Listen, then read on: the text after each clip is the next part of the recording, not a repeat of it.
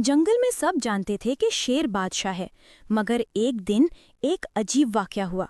एक कारीगर अपने औजारों के डब्बे के साथ जंगल के किनारे काम कर रहा था। अचानक उसका डब्बा उलट गया और एक रंच पाना जंगल में जा गिरा।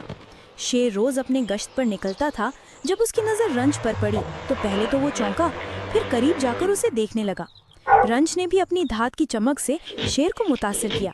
शेर ने रंच से पूछा, तुम कौन हो? इतने मजबूत और अजीब क्यों लग रहे हो? रंच बोला, मैं रंच हूँ।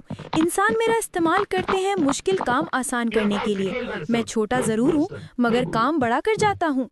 शेर मुस्कुराया और कहा, बादशाहत तो मेरी है मगर लगता है तुम में भी कमाल है। आओ हम दोनों दोस्त यानी वैली बन जाते हैं। यूं शेर और रंच की दोस्ती हो गई। शेर रंच को अपनी गुप्त कहानियां सुनाता और रंच शेर को मशवरे देता कि ताकत के साथ अक्ल भी जरूरी है।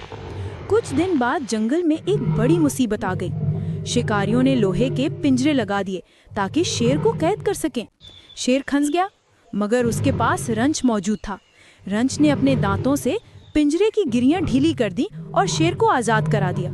उस दिन के बाद जंगल के सब जानवर कहने लगे, ताकत बादशाहत देती है मगर इल्म और हुनर से ही बादशाहत कायम रहती है।